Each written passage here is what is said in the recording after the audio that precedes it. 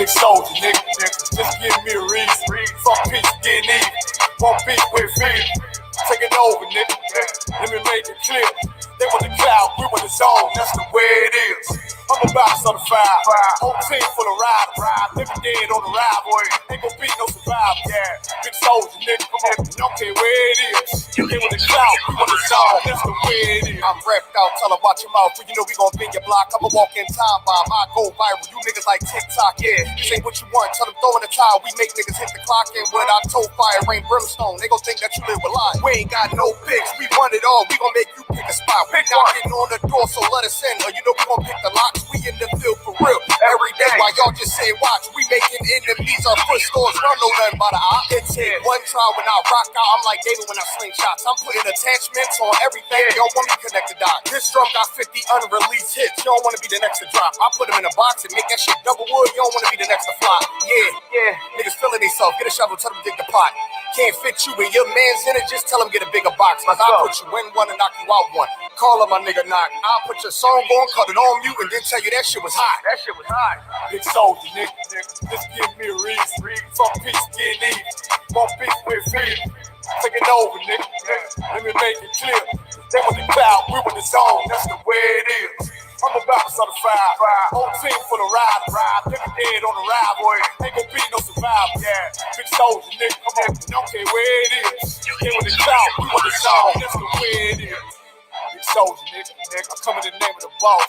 So my niggas that is wartime. Already wait the coast. That point shoot bitch. Red Dead Redemption. Got them niggas scared to whisper. You with us or against us. Can't stop to the zone out. I don't think get the picture. It come from my head, I'm giving them land. The preacher give them a scripture. Flow cold style vicious. Niggas sweeter than a missus. Got soldiers posted. I put them on your roof, Merry Christmas. Bring hither and slay him. Got the Glock on the book of Luke. Keep it stick like Dumbledore. Play dumb, I'ma let it loose. Call my gun armor. Call my main bitch Betty Boop. He the truth, I'ma need the proof. Got stripes like beef troops. Hit his ass like a Louisville. Hit him low, then I hit him high. Bring him home to the umpire. Get him bars like Wi-Fi. Turn the booth to a bonfire. Little bitch, I'm a live wire. I ride like a cocktail. I'm so mine when I ride by. Big soldier, nigga. Just give me a reason. Fuck peace, getting even. One beat with feet.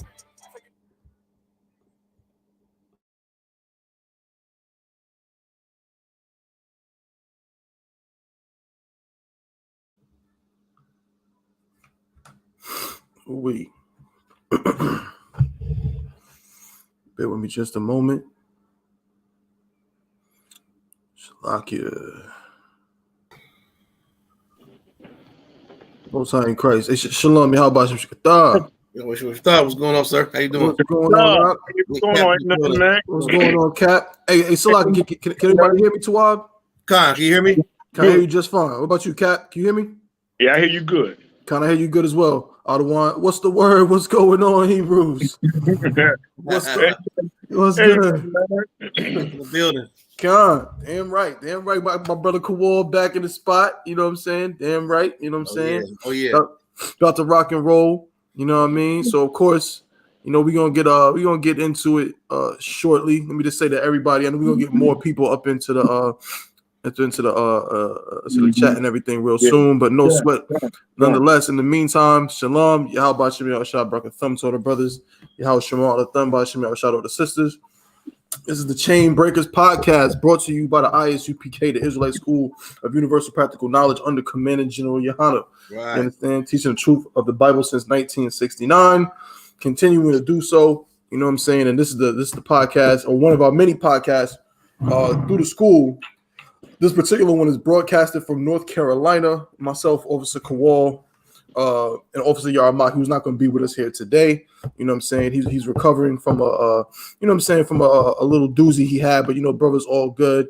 You know what I mean? But right now he's a little bit, you know, under the weather. But he'll be back with us probably next week, rocking and rolling. You know what I mean? But number one, got to say, you know what I'm saying, shout out to Captain of 10,000, your Garwap. You know what I'm saying? Right there, my brother, you know they're holding it down out there in Oklahoma City.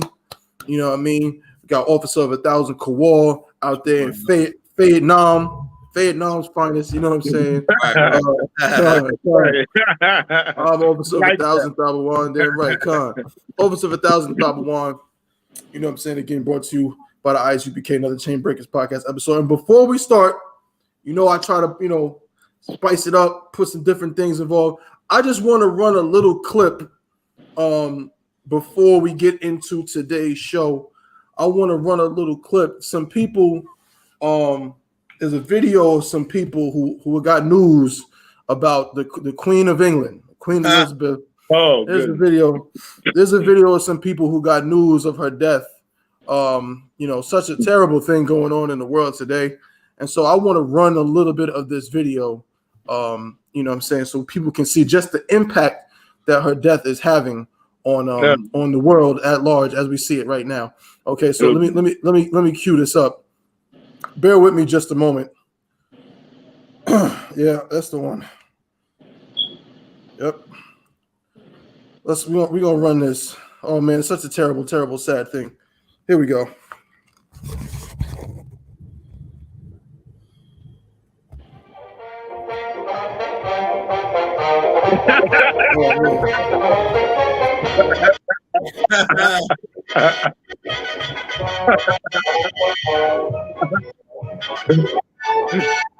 That's crazy.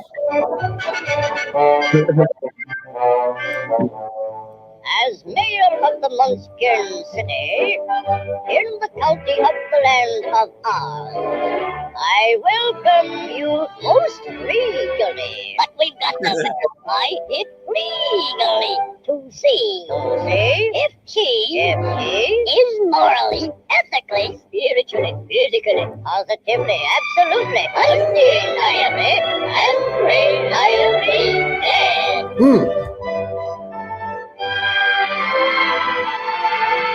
Here come the coroner. As coroner, I must cover. I thoroughly examined her, and she's not only merely dead, she's really most sincerely dead. And this is a day of independence for all the Munchkins and their descendants. If any, yes, let the joyous news be spread. The wicked old witch at last is dead. Good night. Get out of here. hey, Salakia, but I must have seen. Everybody thinking the same way, right? I put a post up on that same movie with the house sitting on the wicked with the legs, with the legs out. And Prince Charles smiling, right? Because the thing is, what I'm saying? Come on, the man wanted to be king all these years, man. I mean, come on, man. The man's 73 years old. He got about but a good 5 more years before he gone. Right. He got 5 more years before he gone. If not one, He got. I mean, come on, man. This lady won't even give up the kid. Don't even give up the crown. She won't even give up the seat, man. Living all these damn years. He's like that. I know he probably was that man. He probably got mixed feelings now. And he probably like, damn, all this time. Yeah. Why didn't just go 5 years ago? You know what I'm saying? Or maybe 10 years ago, man. Damn right. Ooh, the wicked witch is dead. She's dead. She's, as the coroner said it. The coroner said it. She's clearly most sincerely dead. So of course, I didn't want to start today's show without, of course, talking about this topic. So when she died, I had to just open up the floor. I don't want she's been in rulership, or she's been the Queen of England since what the damn. I mean, damn. The 5th, 60s. Yeah, something like that. I'm not sure, but damn, it's been a long time. Yeah. God damn, it was black and white TV. Right. A lot of people, of course, they saying, oh man, the Queen, and they're giving her all this props and all of this, respect and all of this, all that, whatever. So what does that say? Why? First of all, why does America care about the Queen of England so much? Didn't America go to war with them? Right. Hey, Salakia, but what does she do? I mean, she just like the president. I guess she just like the president, right? I hear she's a figurehead. Like she doesn't actually do anything. Well, she Right. definitely doesn't do nothing now because she's dead. But I'm saying like when she was, you mean to tell me she don't have no she has she don't no, have she don't have a war mind or something? No. A war mind of she doesn't sign anything. Yeah, that's what I'm saying. I'm like, what the hell does she do? Nothing. Right. All she was able to do was like knight people. Yeah, exactly. And wave her hand like this. Right. And I don't know what I think she was there from the Galites. What is that? A tomahawk? She doing like this shit. I mean, come on. I mean, what's going on? What the hell did she do? I don't know. But I don't know. On Earth, you know what I'm saying? The queen is dead. Yeah, man. You know what I'm saying? But again, in the I.S.U.P.K, the Commander General YAHANNA, of course, we don't get involved in, in these simple matters or whatever. The fact of the matter is she's an oppressor just like every other oppressor that has ever stepped foot on any political platform. She's the same as all of them. Whether she's British, I don't care if she eats crumpets and tea. None of that is relevant. The relevant is that none of these people are going to save black people. Right. Now Charles is going to be the king. You know what I'm saying?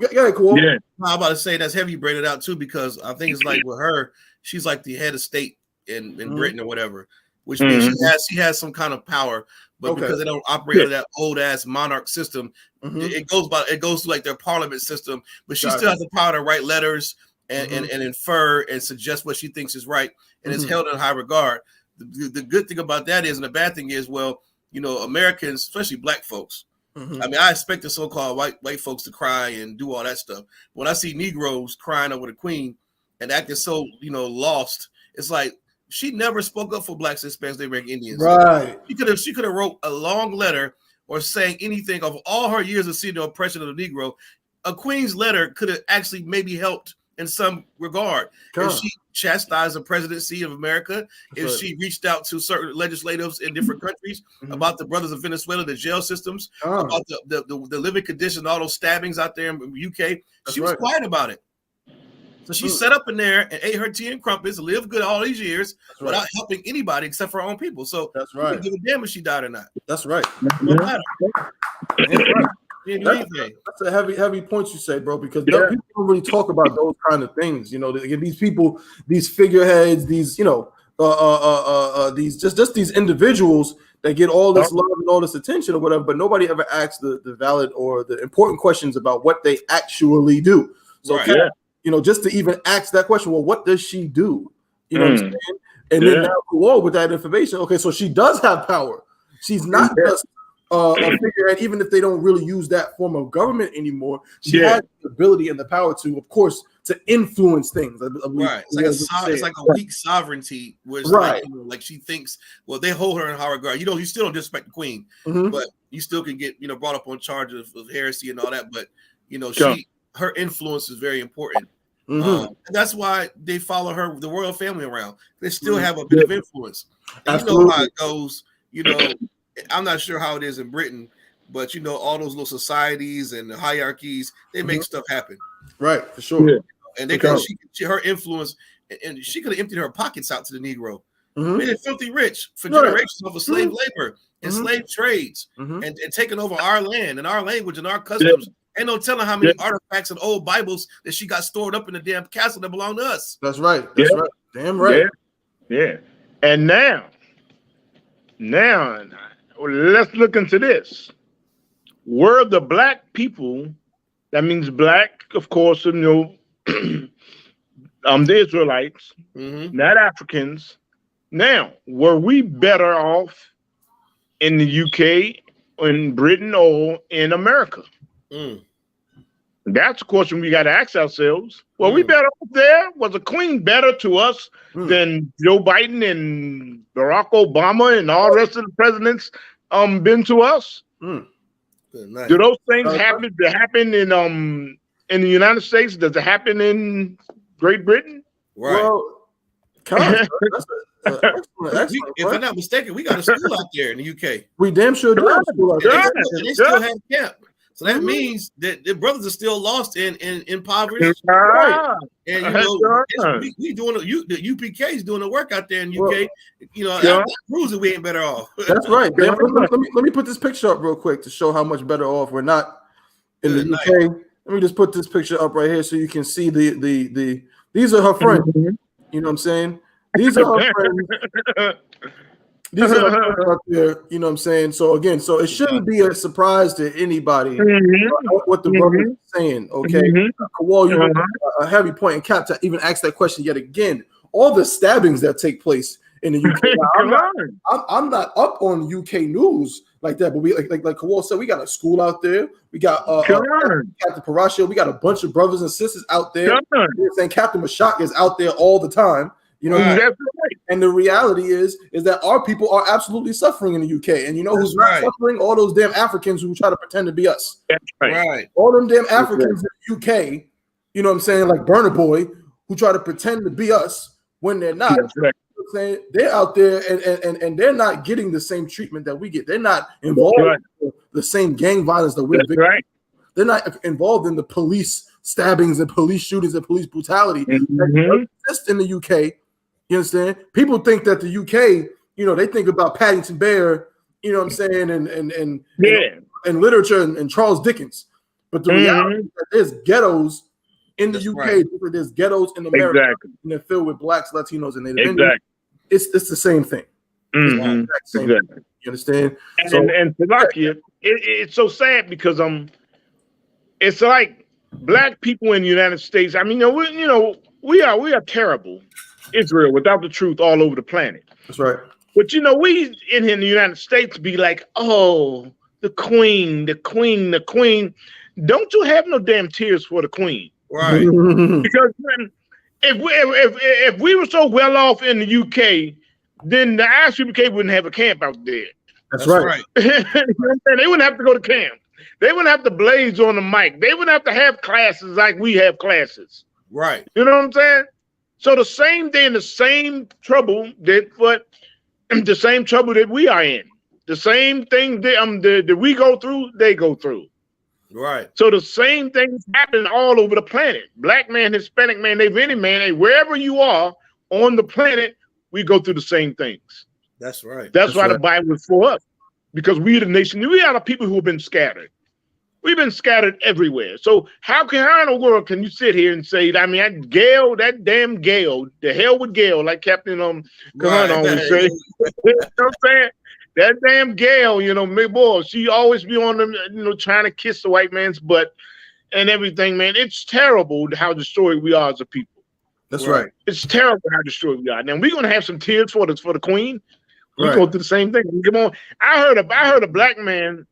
And I believe he wasn't an African. I believe he maybe just a Benjamite, you know. And he was over there in UK, and he said, "Oh, it feel like my mom died." And I was like, "Oh, goodness." You know what I'm saying? You know what I'm saying? So with this, man, it's just, you can see with this, you can see this is the black people in the United States. Yeah, I mean, I should say the people in the truth, the people in the I.S.U.P.K. We can see that, hey, how bad off we are as a nation. We can see it. It's global. It's global how bad off we are, how destroyed we are. That we love the oppressor more than ourselves. That's right. Yeah, I said, till my mom died. I mean, goddamn. Right. What I want to, as a lock you too, sir. What I want to know is where's the conspiracies at with the queen dying? Right. We got an old Richard Negro that died. He tried to buy CBS. Right. He tried to buy Fox News. Or he tapped the oil rig in Alabama, Mississippi. Where's the conspiracies with a so-called oppressor died? It's only when we die, when you got an old 85-year-old man, or you know what's the when one brother died, the old George, not George, what's his name? Oh, you talking about comedian? Who? You're not talking about Dr. I know you're talking about. I forget his name, but he was a comedian. But he, you know what I'm saying, Dick Gregory. Dick Gregory. Did he pass away? Am I not mistaken? Yeah. But it was conspiracies about when he died. He was old as hell. It's like we always, when our people die, it's, you know, some kind of satanic ritual. Yeah, right. So the queen dies, it's, let's pray for her. We are destroyed mentally. And all my friends, you know, on Facebook and Instagram, if they posted a picture about R.I.P. the Queen, I just know you a coon, man. No, like, you gotta tell me your post. Let me know that you a damn coon. Yeah. Butter biscuit, fiddle playing coon. because you can't even name the queen's real name, let alone what the hell her job was, but you crying and giving flowers for the queen. That's It's right. ridiculous. That's right. People are destroyed, man. It makes me sick when I see it. Hey, so I saw you. I ain't even laugh, man. But come on, you said butter biscuit. Right. It's ridiculous. Let me get the It scripture. is, brother. I mean, come on, man. It's terrible, man. Nah, man. You know what I'm saying? It makes you cringe. Make you cringe, man. You know, at our people, man, because we gotta overdo it. We gotta be worse than them. We gotta mourn for them worse than their own people. Right. They need We us. gotta be now. I'm gonna see. I know I'm gonna see a black, maybe probably a Benjamite over there with tears. I know I'm. We're gonna see it. We're gonna see it. You know, and I might throw up. I might just throw up. I might vomit. You know what I'm saying? But you know, it's man, boy. I'm saying this. And Boy, right. Come on. This is the book of Psalms, 146 and verse 3. It says, "Put not your trust in princes, nor in the Son of Man, in whom there is no help." Okay, Cat. No, man, good gracious, it's breaking it down for you. Woo-hoo. It's hitting hard with the UK. It's smacking the UK in the face right there. Man, it's smacking the UK in the face. That princes, man, that means the big-eared Charlie. Big-eared Charlie. Big-eared Charlie, you know what I'm saying? Big-eared there. He's now, I guess he's not a prince. He's a king now. Right. He's a king now. Oh, we got to call him king now. Oh, King Charles. Yeah, you know, King here. Man, good look at that. You know what I'm saying? But it's telling us, hey, don't put your hope in them. Right. Don't put your hope in them. Black man, Hispanic man, they've been man. Hey, you can't put your hope in them. That's right. You know what I'm saying? Because they ain't gonna do nothing for us. I mean, what have the ones before them done for us? You know what I'm saying? That's what we gotta look at. You know what I'm saying? All they're doing is just passing the torch down, passing the mantle down, and then they're not gonna do nothing. And you're gonna be at odds with them, the next person in line, you know? Right. It's a game to them. It's a game to them, you know what I'm saying? It's a game to them, and it's a way of life for them. That's right. Keep us down while they prosper and just live large. That's right. Keep us down. Just keep us down. Don't let us get too high. You know, that's why it was a picture with the queen looking at just gazing at her new granddaughter, the one that's supposed to be black, but she really a white girl, but you know, of course, she got a black mom. You know, the one that was just married what's it, William? Meghan Markle. Yeah, Meghan Markle. Well, it's a picture, a still picture. It was on Facebook where she was just Meghan Markle was like kind of like slightly in front of her, and she was just looking at her with an evil gaze. I mean, come on, what was going through her mind right there? Right, like, damn nigga, you know, something like that. Right, exactly. And that's the way they think about it. We just, it's so sad for us as a people. That's right. You know what I'm saying? And at the time when they first got married, I was at a bingo hall, me and my rib, and these black people, black women were so happy and overjoyed about, and the king loved her, and the queen loved her. The queen loved her. It was just, terrible. Terrible, man. Right. I mean, we have destroyed people. You know what I'm saying? Yeah, it was a picture, man, but she was just looking at her like, man, like a million things was going through her mind. Right. Like this woman is going to destroy the whole kingdom. Right. She's going to destroy the whole kingdom. You know what I'm saying? But we know that she's really not black because she got a white father. Come on. But the world looks at her like as a black woman. You know, they always think, that half. Oh, she's half black. That's terrible enough. You know? Right. Yeah. Right. But, good night. Cool. You got something? No, I'm about to say, look, the queen smelled that cocoa butter and got disgusted. Oh yeah. You know, she looking at Meghan. And of course, Meghan's father's white, but just a pure bloodline. Like you even mixing with anything black is against her time. You didn't do after the Dark Ages over with. They try to keep the castle as white as possible. You can look at their parliament now and look at the pictures, the overhead pictures of any kind of like Britain. Everybody's white in there. Like even the representation of black people is maybe one African somewhere in there. Right. He's married to a white woman. So it's like to even have that drop of black blood in their mind, that's not acceptable. Now with all the lily white, blonde hair, blue eyed women he could have chose, you choose this half-breeded dog, and of course the queen was disgruntled about it, and she should have been. You know what I'm saying? But that's how. But what pissed me off when you made a good point, Cap. Black women, when you was at the bingo hall, that wedding happened. I seen so many Negroes talking about, especially black women, Christian black women at that. God-fearing Christian black women, got their popcorn, put their nice clothes in the living room, like they at the wedding, and then go cry and say, "This is a Cinderella story." Black people actually put themselves in Megan's shoes as if that's a real Cinderella story. It's ridiculous. Totally ridiculous. That's why I think the whole time I.S.U.P.K. Our women don't even think like that. We understand about you're the seed of your father and not intermingling. But Christian black women really thought about their Cinderella story and lived vicariously through Meghan Markle. She's a devil. That's right. That's the only reason why the marriage was permitted, because the queen knew that she was a devil. She just didn't want her grandkids having no Negroid features. Right. Exactly. Yeah. She was right.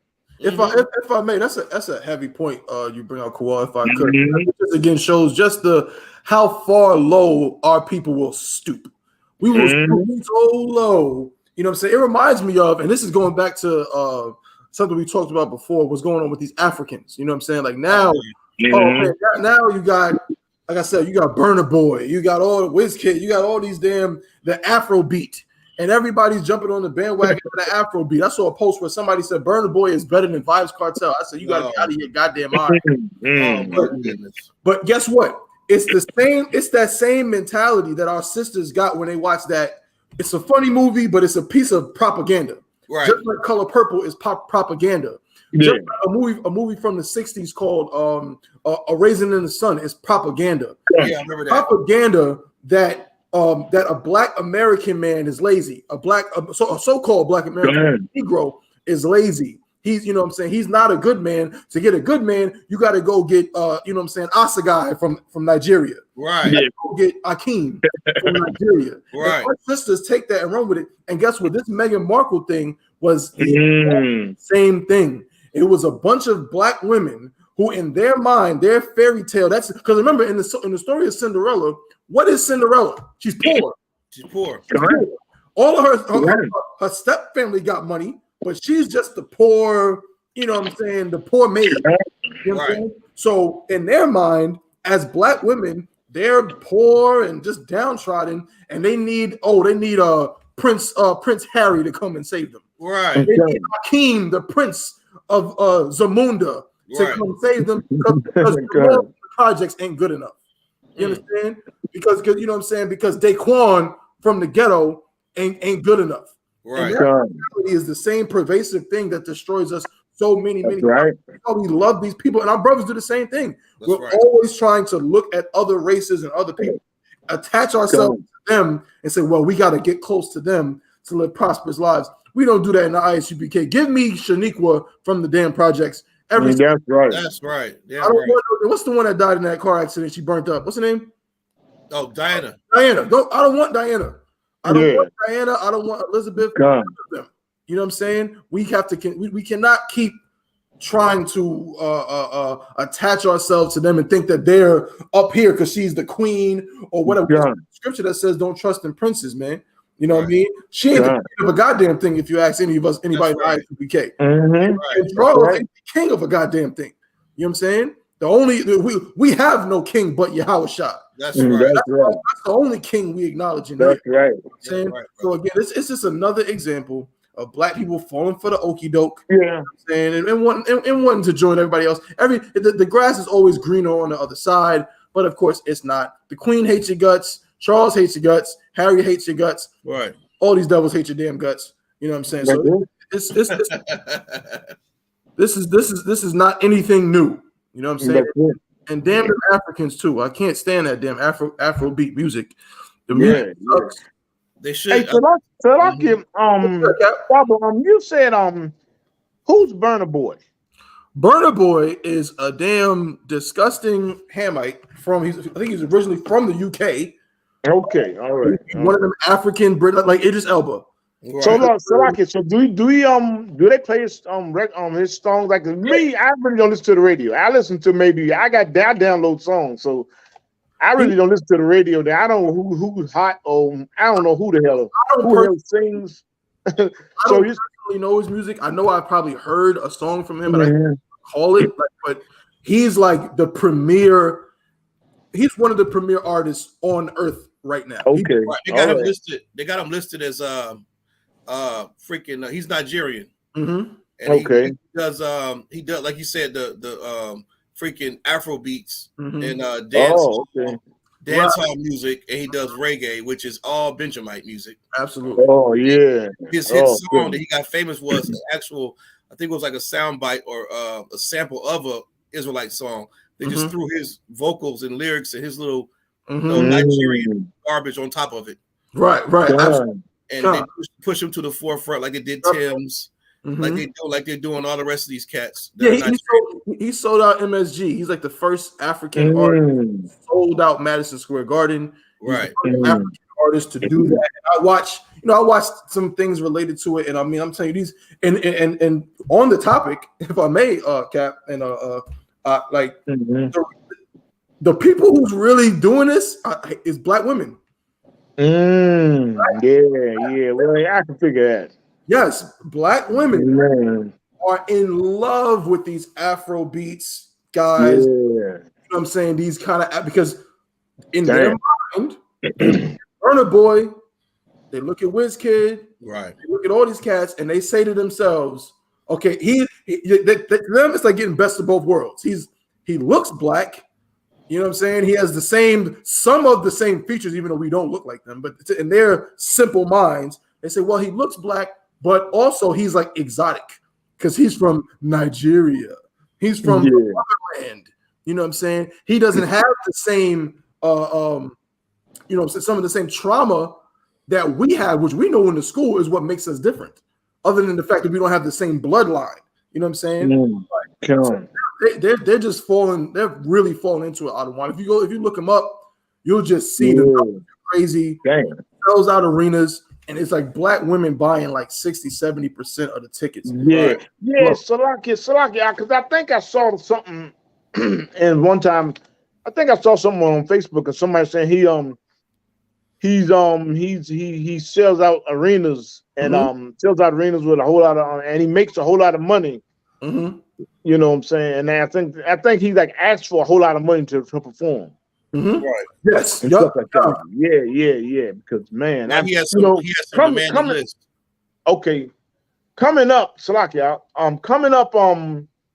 growing up. See, I was around like I said, growing up in the 70s and stuff like that. You had Judah, Benjamin, and Ham. Right. We were like crammed together, and we was like, and a lot of times we would put the Benjamites with the Hamites, right. Until we like maybe go over their house and when you meet their mother is kind of like acting like your mother. Right. She got a little caring spirit, kind of like your mother. She makes sure you keep your hat on, don't catch cold and stuff like that. And the Hamites were different, So you always like, it was always like, I always wonder why are we so much alike? Even with the same name, because it was one of my brother's best friends coming up. They had our same slave name, Thompson. Right. So I used to wonder, like, how can he be Jamaican and have a last name like mine? So we never know nothing. You know what I'm saying? We are ignorant to the truth. Growing up. But you could always. It was so crazy because we were always like. I couldn't really get down when Africans get too close to them. Like they would be your friends, but you still couldn't get like that close to them. It was a disconnect.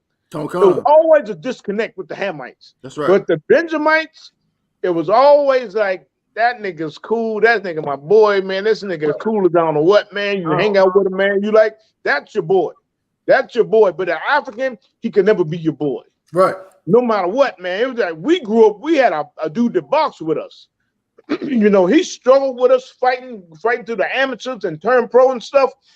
This dude was like, come over our house and stuff, meet our parents. But he was a Hamite, and it was always a disconnect. The Joker is on Facebook right now. He's a friend of all my family. All my family but me. I mean, he's a Facebook friend of all my family, and this Hamite have never said boo to me on Facebook. Wow, he know better. You know what I'm saying? He shows up all the time with people you may know, people you may know. You know what I'm saying?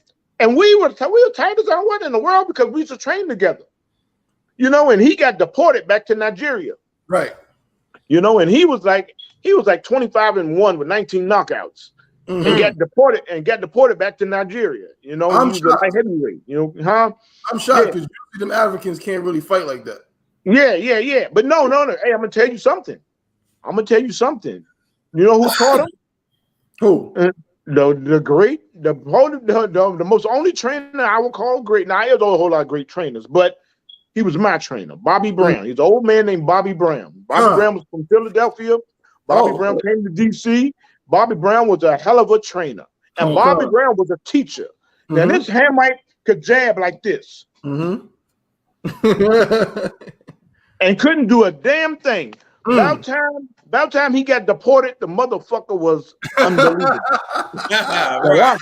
Salakia. He was unbelievable. He was sharp as I don't know what, strong as a damn bull. This nigga, I mean, this Hamite was bad as I don't know what. And they deported him back to Nigeria. You know, and he should the only loss he had, he shouldn't have lost that loss. You know, we went to Vegas and trained in Vegas and he hurt his arm and he fought with a hurt arm. He should have been still undefeated. But the Hamite haven't said nothing to me on Facebook, and I don't say nothing to him. Damn right. Because there was a reason why. There was a reason why we always had a disconnect. That's right. You know what I'm saying? And there was a reason why he had a funny way about him. It was like he knew the truth. That's right. Knew who the hell I was, but I didn't know who I was. Right. And he had a funny, we wouldn't get into nothing. And he tried to be and even though he was trying to be a Christian, just like I was, we still had a disconnect. Right. And it was so funny. It was so funny. When before we turned pro down the House of Champions gym in DC, it was a crazy Benjamite named Ricky Green. Now, Ricky Green was a hustler killer. But I loved Ricky. Ricky was that nigga was funny. I mean, he was like a dude. He was your boy. Ricky was your boy. No matter how crazy he was, you know what I'm saying? He was a killer. You know what I'm saying? He finally got locked up. You know, he was sticking up hustlers, and he got locked up and got shot and got locked up. I ain't seen Ricky since 1990. You know, but Ricky, you had love for Ricky because Ricky was just a Benjamite. He was your brother. Now I understand. Now I understand being the truth that Ricky was my brother. That's why I had love for Ricky. That's why Ricky was like, that nigga Ricky crazy as out of the way. He was a motherfucker. He was a nigga, but I like the nigga, you know? And then look. And the Hamite, although he was a Christian just like me, he came over, met the parents, used to eat dinner with us.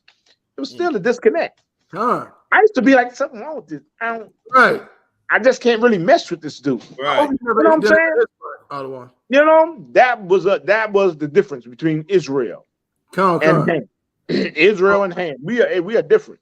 Totally different. We are different. And in my spirit, I couldn't mess with that dude. Right. In my spirit, you know what I'm saying? So we got to really understand that we not those Africans. And these people, those Africans go right along with the oppressor. That's right. Oppressors. That's right. You know? That's why you're going to find in the death of this devil queen, you're going to find a whole lot of Hamites. Oh, they're going to be crying too. That's right. You know, because they love the oppressor. They love the oppressor. You know, they love the oppressor. I want to say this real quick because everybody bringing out such heavy points, and it's because you talk about the difference between you and this Hamite, you know what I'm saying, and me. You know, when I think of Africans in boxing, they be decent, but they never be top notch. You know what I'm saying? Samuel Peter ain't no damn Lennox Lewis. You know what I'm saying? It ain't even close. But the queen, and I got to say something to my Benjamite brothers because, like you said, Adewale, you said it earlier, so heavy. Them Benjamites, especially some of them Rastafari. They out there, they be loving the queen. They really love the queen of England, King of England. They do. Because guess what? Because part of their doctrine, if I'm not mistaken, part of their doctrine is they love Haile Selassie because Haile Selassie, I think, was knighted. Or Haile Selassie a relationship with the queen or something like that to that effect. I believe so. I think so. God, and they look at that like, oh, that's proof that he's, you know what I'm saying, something special. But if anything, that just proves that he ain't no. First of all, Haile Selassie was a damn Ethiopian Hamite, whatever it was. He wasn't a black man.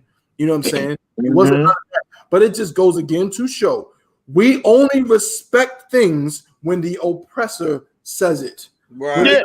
When the oppressor is the one who gives their stamp of validation, now we believe it. Now that's good. Now that's acceptable. But no, if it's just that's why we in I.S.U.P.K, so many brothers and sisters look at us and just say we just crazy niggas on the corner because there's a bunch of crazy niggas with beards, boots, braids, and gold teeth. What the hell could they know about anything? Let me go ask the oppressor to find out if this is true. Let me go ask the oppressor who the real Jews are. Let me go ask this African scholar. You know what I'm saying? Let me go ask him what's the truth according to the Bible, or what's the truth according to this right. That book. That's right. You know, we have to shy away from that. You know what I'm saying? And again, I love this show. We're breaking that chain. That is a chain of oppression on black people. That's it. Look at everyone else like they're the greatest. When according to Deuteronomy 7:6, the holy people that God chose are the children of Israel. That's and right. That ain't no Africans. That ain't no white people. That ain't no Polynesians. That ain't no Asians. It ain't none of them. It's blacks, Latinos, and Native Indians. Right. You know what I'm saying? Oh, Kowal, you had something before I go into one of these stories? Oh, don't get me started. Ham. I can get on Ham all day. Bring it on. Especially like he said with the boxing. I'm a boxing fan too, and you're right. You don't really see Hamite boxers. There's something about Africans too. Like my Hamite radar has been really good since I was young. I always pick out an African.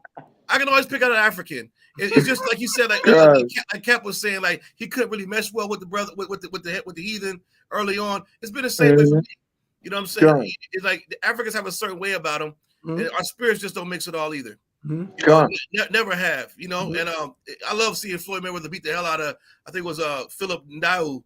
He beat the clinic that Hamite. Right. There was so much African pride and Kemet, blackity black. Mayweather came in there with a fresh fade, beat the brakes off of him. Right. I love every bit of that. I love every bit of it. We know the Hamite too. I forget his name early on in the career, but you don't see those because Africans they don't have what we have. They never have. And even with basketball, I don't know what the hell they do in Nigeria. They got a couple cats coming in the league, but none of them can hold a torch in Jordan. You'll never see a logo being changed to African. You'll never see Africans take over boxing or any other sport, not even soccer. Like you'll never see it. And then with the music, they're gonna have a nice little run with this whole Afro beats. Before you know it's gonna be in the history. When black people finally wake up, they're gonna hate Afro beats. I hate Afro beats now. Captain I thought was schooling me to it. Like I was on that boat, the boat ride, and they were playing that soca and the reggae. And he was telling me the difference between soca and reggae. And I was like, okay, Most High in Christ. And I started, listening to it. And then when they snuck a little Afro beats in there, he was like, nah, that's him. Oh, okay. I was like, word. All right. I can hear it too. I caught on it quick. But you know what I mean? But the problem with that, if I may, Kowal, it's a heavy point you just said. With shout out to Captain Nayadak, though, by the way. Shout out to Captain Nayadak. Captain Nayadak, of course, you know what I'm saying, for really putting us on and allowing us to do this podcast, of course.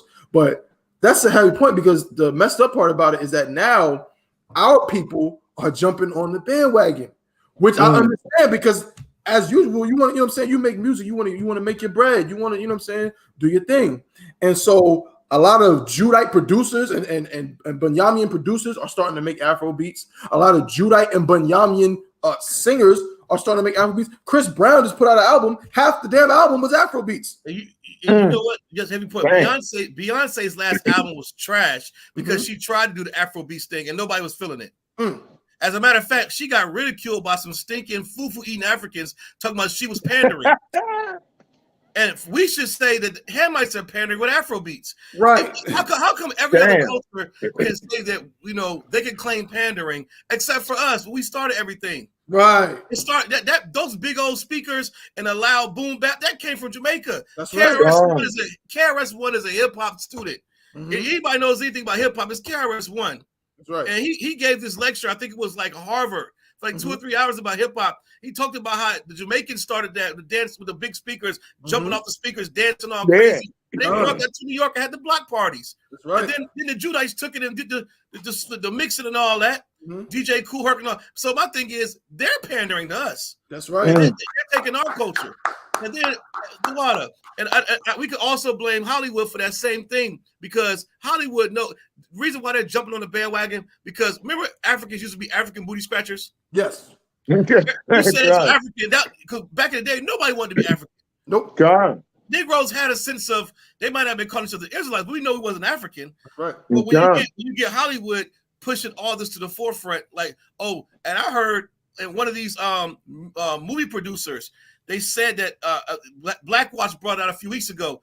One of them said that it's talks and murmurings that Africans are easier to deal with than the nigga actors. The Negro actress and the Negro actor, they demand the two divas. Africans, they don't want much. They want some fufu back there, maybe a candle, and they're ready to work.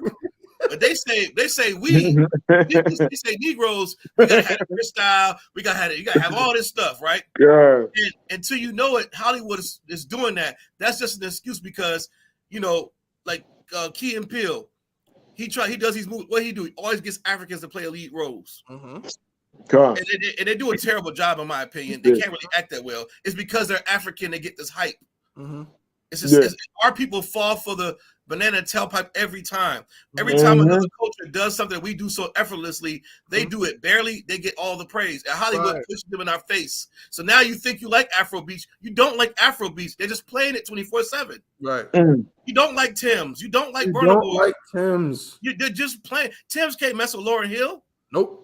What the hell is a Tim's? She upset on Jasmine Sullivan. And to be honest, if I may, you wouldn't even like Tim's if Future and Drake didn't take the damn song and remix it.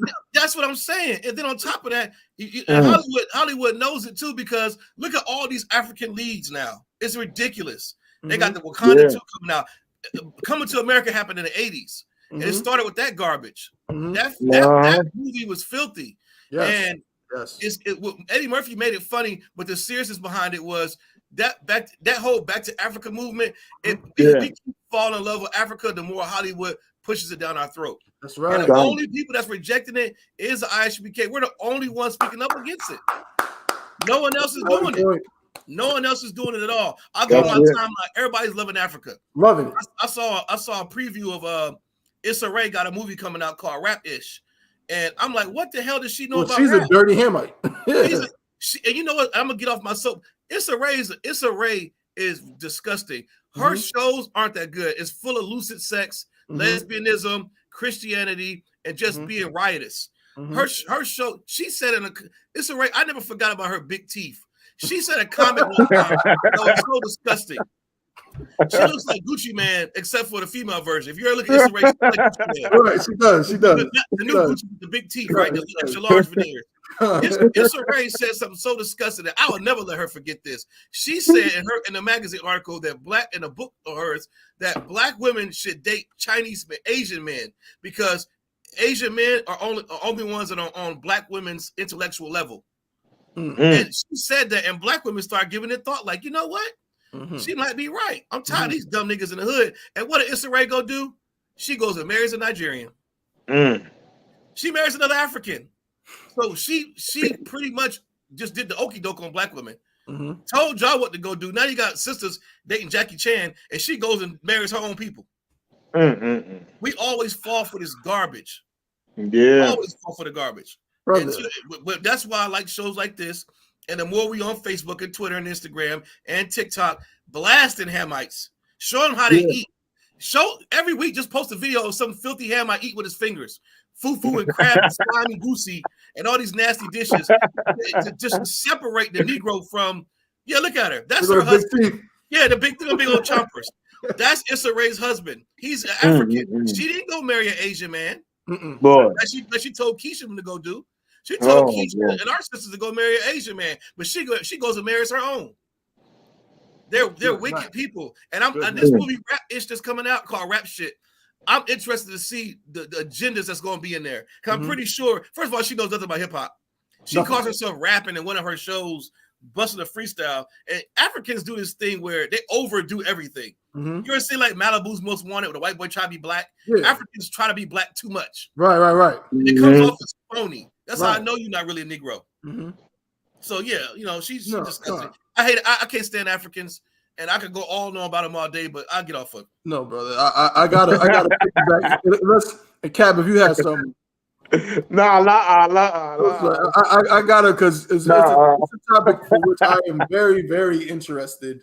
You know what I'm saying? And it goes back to, again, we've been talking about the Queen and everything. It's like this, like a lot of the perceptions of Africans is funneled through other cultures. Like, for example, like what we think of when our sisters think of these Africans, they're not thinking of, if you notice that, right? Like whenever you think of a black man, what do you think of?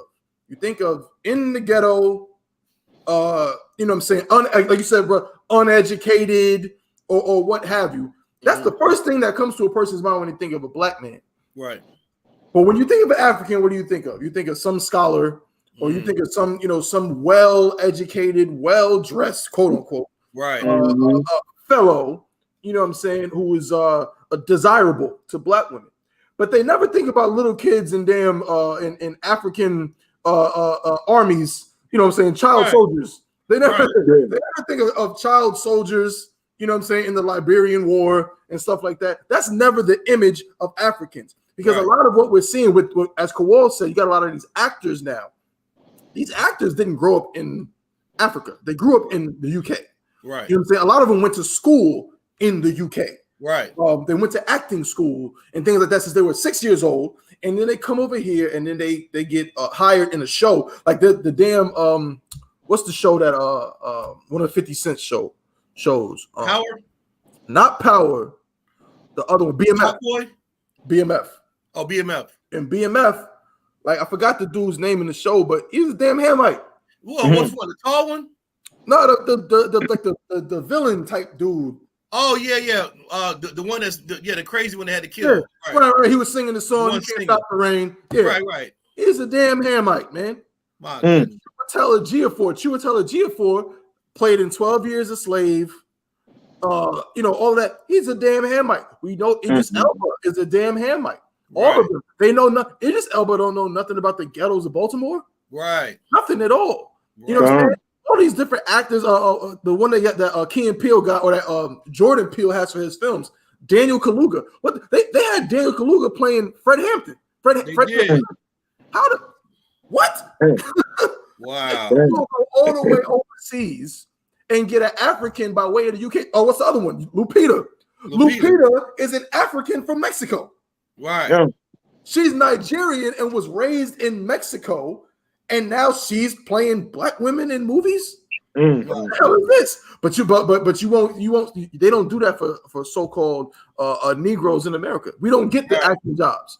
We don't get the same opportunities as these foreigners to play roles that are literally about us. Right. But what's cultural appropriation?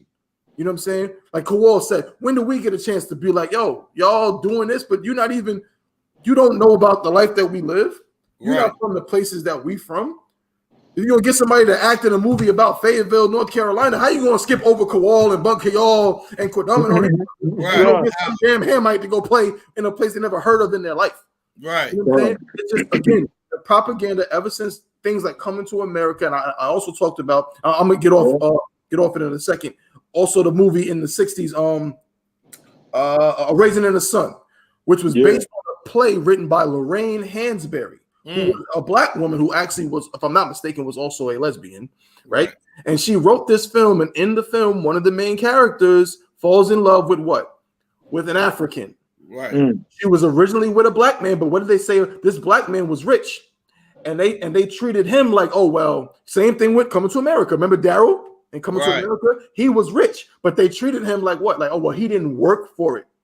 He just inherited it. He's not as sensitive. He's not as Kowal said, he's not as intellectual. Right. You know what I'm saying? We got to start looking into Kowal. Me and you talked about breaking down some of these movies That's oh yeah, it's on Coming to America is the Top Gunner. Yes. What they did with that was just totally disgusting. And how would the oppressor like? We know what they're doing. If Viola Davis played Queen Elizabeth, how would they like that? we get dark skin Viola Davis play Queen Elizabeth. See how you know what I'm saying? It's ridiculous, man. Or get Jamie Foxx to play Elvis. Right. Yeah. But you get these Hamites because we're dark. Right. You understand? We're darker skin. Mm-hmm. They're not us, and they can't hold a torch to nothing we do. Nothing. But that coming to America, like you said, you know, with the whole Daryl thing, and it's so disgusting that, you know, first of all, it's adultery all through it. Mm-hmm. And Hakeem was a number one player hater. Mm-hmm. He's like Hakeem was a number one player hater. Mm-hmm. Like, how the hell you gonna take another brother's woman? Mm-hmm. And then on top of that, you dissed the woman that your daddy had for you. Right. Remember the fine sister that was jumping on one leg doing everything he asked? Right. Who the hell would say no to that? Who was a Judite in real life, of course. Of course, they had to throw that in there. Mm-hmm. But then you got Daryl, who's an Israelite, whose family owns McDowell's, and the father is like, and here comes the African walking in this house like this is nothing. Mm-hmm.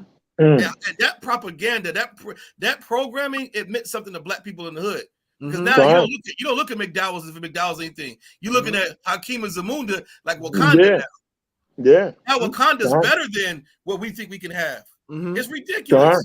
And Eddie Murphy lied, but I watched the story behind a fake Jew who was one of Eddie Murphy's friends. They went back and forth. Eddie Murphy came up with this, had him come on cast and help write the movie and direct it. Eddie Murphy does all this freelance comedy, which he does, but that's a fake Jew was behind this whole thing. Directed this plot line, story, everything. Eddie Murphy had a little to do with this movie, except for the parts where he ad-libbed and came with all these characters. Mm-hmm. But they know what they're doing. They know exactly what they're doing. They've been doing it forever. And that's just one disgusting movie from how it comes on to the things they say. Daryl Daryl had fringes on his sweater. And St. John's, when they sit in it, when they sit at St. John's, St. John's watching the basketball game, and he talking that stuff like a U.P.K. nigga. What y'all play? Chase the monkey. That's what we would say. He had fringes hanging off his damn sweater. Yeah. Ain't no accident. God. And then they made the sister look like a hoe. Oh, don't get me started. It's crazy. Oh, yeah. They made the dark skin sister. Come on. That's some heavy metal you dropping. That's some heavy metal. You know what I'm saying? Crazy. And look, and there were all that which I was saying, all that which I was bringing out, it brings us right back to the scriptures. You know, Isaiah, when it's Psalms 83, which says, "Come, let us cut them off from being a nation." That's right. That the name of Israel may be no more in remembrance. Right. You know, so it's like, I mean, they have come together with that crafty council. Man. To cut us off. To cut us off. But Israel going to be no more in remembrance if we let this go on. If it wasn't for the I.S.U.P.K under Commander General YAHANNA, damn right. They would just cut us off. You know, from being a nation. So and that's the beauty of the I.S.U.P.K under Commander General YAHANNA. That's right. You know what I'm saying? We come together as a nation. Come. And like it says in Psalms 83, they said, "Come, let us cut them off." You know? Right. So the name of Israel will be no more in remembrance. Yeah, so we won't even know the real Yasha. That's right. We won't even understand where we come from. Now they put it like I was bringing out so heavy that all of the African movies coming to America, they pushed us back into Africa. Right. Now we being proud. The Malcolm X movie. Remember at the end of that Malcolm X movie? Well, Denzel Washington, I am Malcolm X. I am Malcolm X. All them Hamites, I am Malcolm X. You know what I'm saying? You see? I am Malcolm X. They pushed us back into Africa. Now we believe we're African again. Right. Now we're proud to be African. We're proud to be African American. You know what I'm saying? So it's like, man, these devils, man, it all comes from the oppressor. And now, you know what I'm saying? And now all these other nations are really realizing that, wait a minute. Right. If all these blacks, Hispanics, and Native Indians get the truth, man, we can't feed off them no more. We can't. Our rich is going to go away because they're going to wake up. Right. They're going to understand that, hey, they are the people of the Bible. They God's chosen people. They're going to serve the Most High. And wait a minute, Christ's going to be back. Right. You know, they understand like that, and it's so heavy that these evil, come on, all of them are oppressors. Because why That's they right. all they oppress us? But you understand it, the white man is the oppressor. Because That's why? right. The white man, he not only he oppresses us, he oppresses the other heathens too. That's right. He oppresses everybody. You know, he's Right. the number one oppressor. He's the oppressor. But these dirty Africans and Chinese and all these Ethiopians, they oppress us too. That's right. They oppress us too. You know what I'm saying? They Count still on tell us them. hurry up and buy when we come in their stores. That's right. They oppress down on what of us. You know what I'm saying? Okay. But man, it's a beautiful thing knowing this truth and being in this truth. That's right. You know what I'm That's saying? right. And now and knowing that who we are. That's The right. beautiful thing, we know who we are now. You know what I'm saying? Man, it's like, man, looking at the 12 tribes, man, hey, we know who we are. Right. We know who we are. They can't mess with us. Other You one. know? Khan. So if I Man, may, go ahead, Other brother. one. No, that's heavy metal. What you just dropped. You said Go ahead, something no sweat. so crucial right there. You said these Hamites and these you know what I'm saying, these Asians and you know Mhm. all of them are confederate against us. You know what I'm saying? Yeah. And they all hate us and they're all disgusted. Well, like I said, this is the Chain Breakers podcast brought to you by the I.S.U.P.K Commander General YAHANNA. That's right. And everything we do is again to break the chains that have been placed on your mind. So again, the chains of coming to America and raising in the sun and all these African mumbo jumbo movies and TV shows and all of that, Prince Akeem and Wakanda and all of that. You think Africa is such a wonderful place. Well, let me show you what's going on in Africa right now. We're gonna get into this. This is one of my stories. So this is on what we was getting into today. Right. I'm gonna read this. And when I saw this, you know what I'm saying, Akin Wa Adwanyam, I bust out laughing. I laughed immediately. I said I have to put this on the show. Y'all see this African right here? Hold up, let me get that baby out there. Y'all see this African? Right. Sitting on a donkey. Anything about this donkey look funny? Maybe not. Maybe it's hard to notice what's wrong with this donkey. You just see this African man's ashy feet hanging off the side of the donkey. So let's roll up and let's see what this article is about. Oh my goodness. Is that a joke? Good Lord. Man. This is a real thing. This is an article from yesterday. This is AP News. This is Associated Press. This is not the I.S.U.P.K. It's not Office of Taiwan. I can make this up. I just did some research, and here we have it. In Nigeria, they're smuggling donkey penises. My goodness. Good gracious. Nigeria seizes donkey penises to be smuggled to Hong Kong.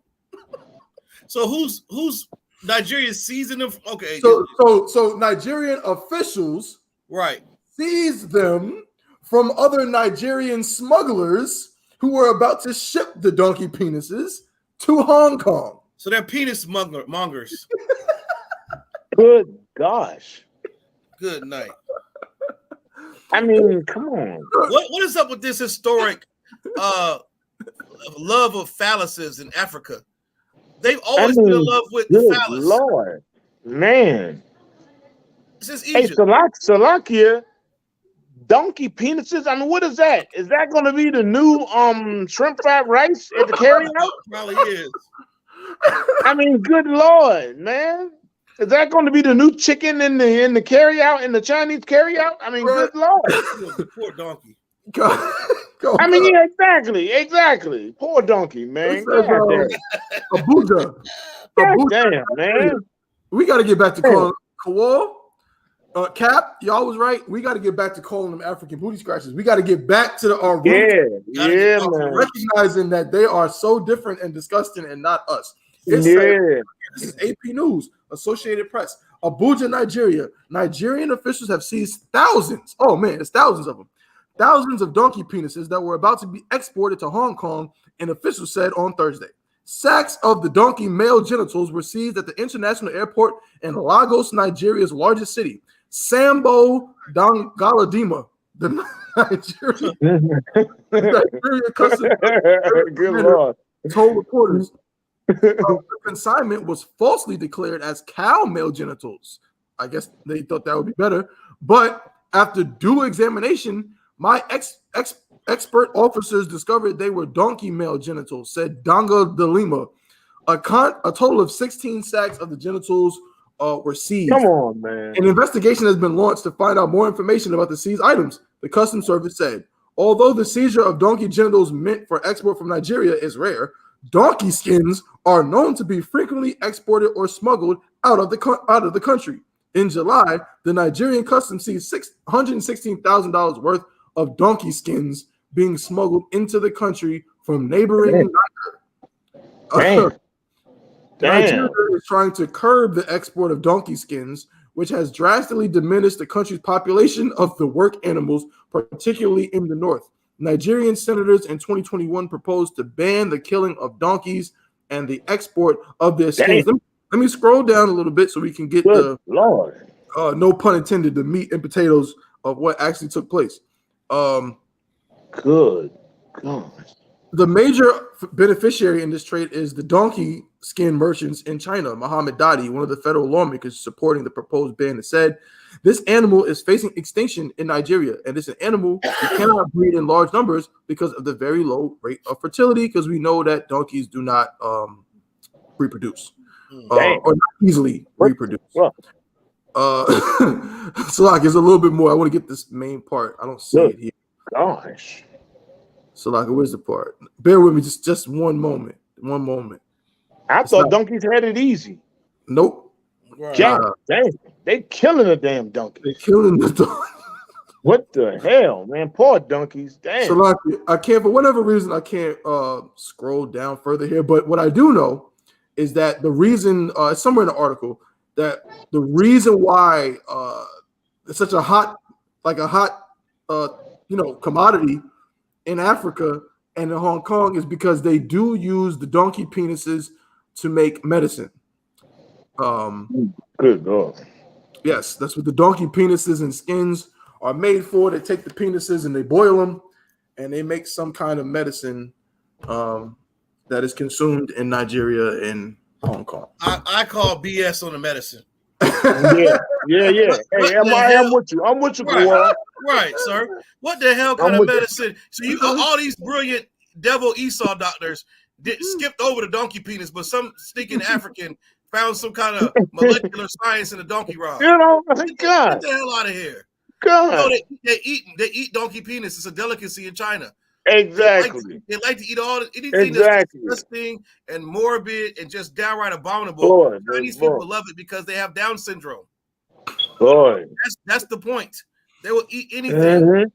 And Nigerians know that. Nigerians will scam and sell anything to you. That's right. Leave a cell phone around in Nigeria. Some Africans. I don't care if it's a loose bubble flip. They're gonna take it and sell it. The top scammers and thieves are Nigerian Africans. They're gonna sell you donkey, whatever you want, they're gonna get to you. Good and Hong Kong is the capital of China, ain't it? Man, that's where the tourists go.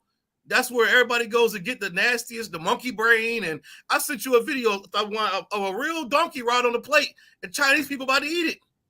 Say less. So if you think I.S.U.P.K is lying, they're eating it. Salakia, now, I noticed I don't see a whole lot of Chinese carryouts. Right. Do they have any, like in the cities, y'all, you brothers in, do they have any, still have Chinese carryouts? A lot of them? Sure. They shut down have a lot. Okay, because I'm saying, out here we got some Mexican brothers. Right. Israelite brothers. They opened up like a one of them restaurants, and they make like rice and chicken and stuff, like used to be in them carryouts. But they are really using chicken. And it's a real good restaurant. It's a real good restaurant, but that's like the only thing close to a carry out.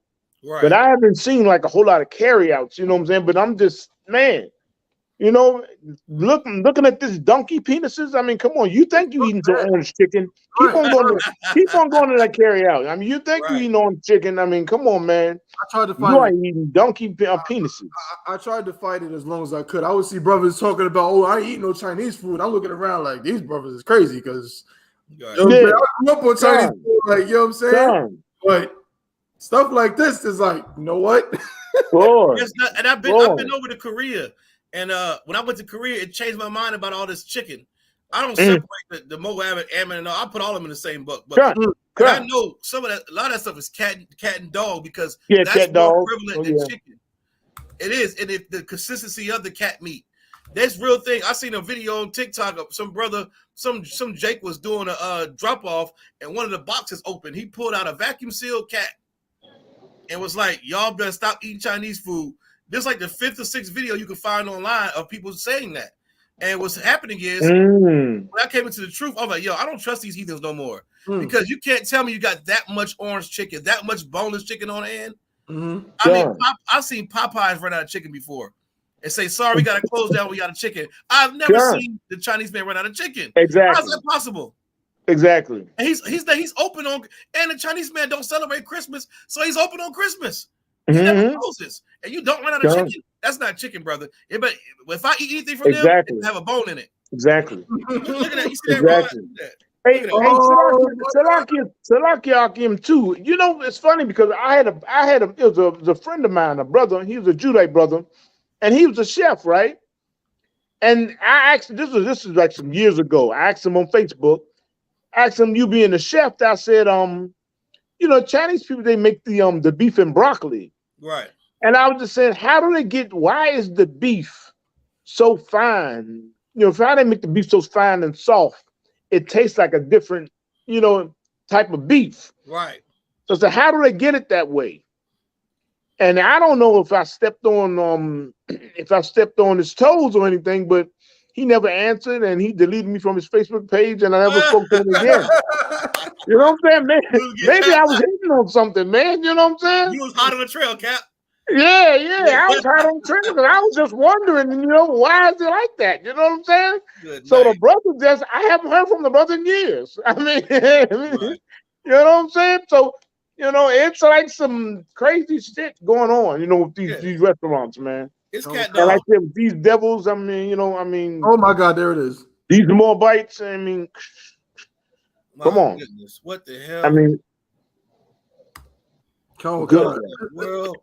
Even look at the devil's face. I feel sorry even for the devil. Look at the devil looking at it. The devil looking at it like, what in the world? Oh my God. Ooh. What is that? Hey, what the? Look at that. That's that fine meat right there. That good That's old it. That's it. That's it. Look, now he's smiling. Now the devil's smiling. Yeah. That devil and he's gonna eat it. He's gonna eat it anyway. Right. He can't wait to dig in. He can't wait. Look at it. Look at his face. Look at it. And you know, if I could, these devils are funny too. Because these devils, they be so they this is such their kingdom and they're so rich. Right. They just try anything exotic. Yeah, exactly. You know what I'm saying? Yeah. They will fly to like some damn ghetto in Laos. For some back road, you know what I'm saying, in Vietnam. And try some delicacy. That nasty fake Jew, a so-called Jewish man, Andrew Zimmern, he got rich off of that. He got rich off of. He had a show called Bizarre Foods. Right, I remember that. He got rich. If you go watch his show, he done ate more donkey penises. He done come on, man. All kind of fish. Come on, good Lord. And all of that, and got rich off of it. Man, that's crazy. They asked him. They said, "Well, of all the penises you've had, which is the tastiest?" He said, "Ox penis. That's the most delicious penis I've tasted." Good grief. That's the devil for you, bro. That's the devil for you. Oh my God. Exactly. As my brother Yahweh says, this is, you want to know what damn coronavirus? Right. Con. Exactly. Look at this. Man. And guess what? They wanted to blame black people. That's right. They tried to blame black people for coronavirus, but they don't want to blame the devil and the Nigerians shipping the donkey penises and the damn Moabites. And they would just eat anything. I mean, I heard of some people eat the camel's hump. Right, they do. Camel hump. What animal would eat a camel's hump? Good night. I mean, a camel's hump doesn't look appetizing. I mean, come on, man. A camel doesn't look appetizing there anyway. No, but it doesn't. You're gonna. I mean, you can eat. I mean, come on, eat the tail or something. But you're gonna eat the hump. I can't even imagine looking at the hump like, man, I can taste it now. It's a hump. I mean, damn. Y'all remember this? Hold up. Come on, man. Exactly what they do, man. It's so disgusting. And our people fall for the damn hump. Our people fall for it. Y'all remember this? We eating the camel's hump. No. Yeah. Oh. You know what I'm saying? Man, look at that. He said, y'all ain't got some better food, some chicken wings, some Right. You know what I mean? Yeah. Some lawful food. Right. And the Chinese man went in on him. Yeah. Next thing you know, he's sitting up here eating camel's hump. Right. No. Eating camel's hump. Yeah. Yeah. You know what I'm saying? Like, That's right. Boy. We gotta let go of these heathens for real. And for real, man. For real. No sweat. Moving on. So that's another donkey penises. Yeah, they've been smuggled. Yeah. Let's get some more. Let's talk some more. Let's get a little bit real quick. I got a lot of stories here. We ain't gonna be able to finish them all, but whew, let's talk about this one. So we got off the Hong Kong global trade of camel penises. We talked about Queen Elizabeth, man. Let's go to another Moabite, Ammonite. You know, they always confuse me. When it comes to Korea, I always get confused. I think the North, I want to say that most of North Korea is Moab, and most of South Korea is Ammon. I want to say that, but I'm not exactly sure. Don't Cap. You know the difference between. I'm not too sure about that. I'm definitely not too sure about that. I mean, I say gook, but God. Maybe I put them all in. I put them all in the gook pot. Right, the gook pot, right. Toss them in there. You know what I'm saying? I don't. I heard that since Vietnam. That's funny. Yeah, but me too, bro. I heard that one since I was in Nam. But no sweat. We're gonna go to another story here. This one is a little bit, this is a little more extreme. And I saw this and I said, damn, you know what I'm saying? The I.S.U.P.K, Most High in Christ, Barakatah Yahweh shot for the I.S.U.P.K and the Commander General YAHANNA. Because if you are not in the I.S.U.P.K under Commander General YAHANNA, you should be terrified right now of everything that's happening in the earth. You should absolutely, you know what I'm saying? You shouldn't be doing no vlogs. You shouldn't be on vacation. You know what I'm saying? You should be sitting at home, you know what I'm saying, biting your nails, scared to death about it. So let me pull up this article right here, since we're talking about these, these Asians or whatever you want to call them. Look at this right here. It says North Korea says it will never give up nukes to help the United States. Yeah. Never. Never. It ain't gonna happen. There you go. There you go. Old boxhead Kim Jong-un said he made a speech to Parliament in Pyongyang, North Korea, and said he is never giving up nukes. He won't give them up. So South Korea, North Korean leader Kim Jong-un stressed his country will never abandon the nuclear weapons it needs to counter the United States. I'm gonna highlight that if y'all can see that real here, right here. Y'all see that? Right. North Korean leader Kim Jong-un stressed his country will never abandon the nuclear weapons it needs to counter the United States. He didn't say the UK. He didn't say Africa or Canada. Right. South America, Australia, India. He didn't say nobody else. He said the United States, which he accused of pushing to weaken the North's defenses and eventually collapse his government. State media said Friday. Kim made the comments during a speech Thursday at North Korea's rubber stamp parliament, where members passed legislation covering the use of nuclear weapons, which Kim described as a step to cement the country's nuclear status and make clear such weapons will not be bargained. The law spells out conditions where North would be inclined to use its nuclear weapons, including when it determines that its leadership is facing an imminent nuclear or non-nuclear attack by hostile forces.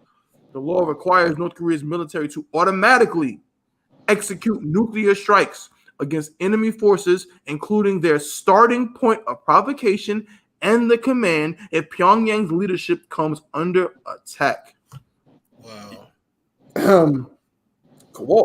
Cap. Man, Most High in Christ. Damn right.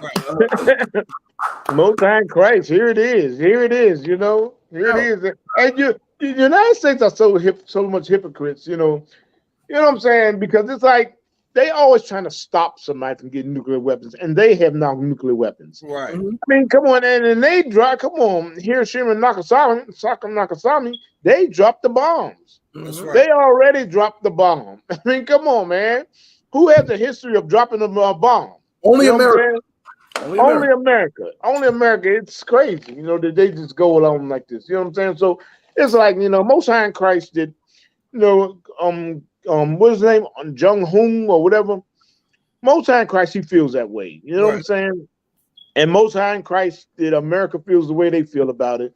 And maybe, you know, maybe they could maybe sooner than later they're going to get on with World War III. Maybe sooner than later. You know what I'm saying? You know what I'm saying? That's what I'm waiting to see. That's what I'm waiting to see. You know, hey man, it's like, I mean, that's really, man, I feel good about that when I see that. I feel good about that when I see that, man. That's now it's getting hot. Now the stew is getting hot now. You know what I'm saying? I'm loving this. You know what I'm saying? They're never going to do it. You know what I'm saying? Now I put it back to Biden. Now what you gonna do, Biden? You gonna let them punk you like that? Right.